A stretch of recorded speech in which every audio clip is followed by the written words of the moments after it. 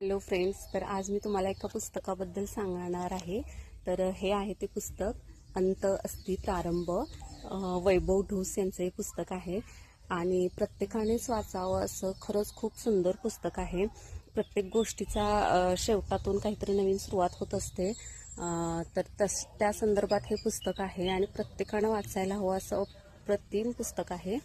तर तुम्हाला शक्य झालं तर नक्कीच वाचा. आणि पुस्तक प्रेमींसाठी तर ही पर्वणीच आहे.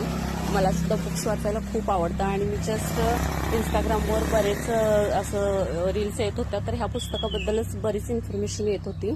तेव्हा जस्ट असं माझ्या मनात आलं की आपण सुद्धा वाचायला हवं. आणि योगायोग पहा, मी माहेरी आले तर तिथं ऑलरेडी हे मला पुस्तक आणलेलं सापडलं.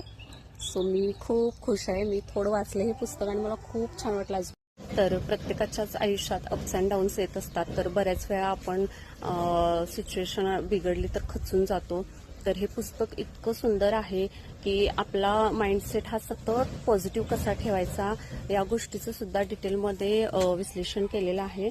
त्याचबरोबर अगदी कसं लढायचं, कसं घडायचं आणि परिस्थितीचा सामना करून कसं पुढं निघून जायचं ह्या इत्थंभूत गोष्टीचं यामध्ये लिखाण केलेलं आहे. आणि खरंच खूप छान वैभव ढोस या सरांनी खूप छान हे पुस्तक लिहिलेलं आहे आणि याचा भाग 2 सुद्धा आलेला आहे. सो हे दोन्ही भाग नक्की वाचा. मला खरंच पुस्तक वाचायची खूप आवड आहे आणि मला हे पुस्तक आवडलं. सो मी माझा रिव्ह्यू शेअर करते. सो ज्यांना ज्यांना पुस्तक वाचायची आवड आहे त्यांनी एकदा नक्की हे पुस्तक वाचून बघा. आणि ज्यांनी कुणी वाचले त्यांनी सुद्धा कमेंट करून नक्की सांगा की त्यांचा एक्सपिरियन्स कसा आहे, त्यांना काय वाटलं या पुस्तक वाचून.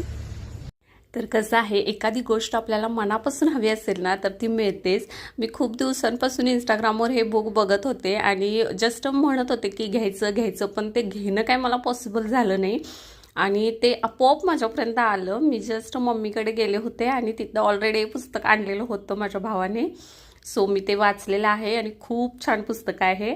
आणि त्यातलाच योगायोग बघा, मी तिकडून परत इकडं आले सासरी, तर इकडे मिस्टरांनी ते ऑलरेडी त्याचा पार्ट 2 आणलेला आहे. तर अशा पद्धतीने मला दोन्ही पार्ट मिळालेले आहेत आणि खूप छान पुस्तक आहे. मी आल्यानंतर हे पुस्तक सुद्धा आधी वाचून काढलं. आणि ज्यांना कुणाला पुस्तक वाचायची आवड आहे त्यांनी वाचलेली बेस्ट बुक्स मला सजेस्ट करा कमेंट बॉक्समध्ये, मी नक्की वाचेन.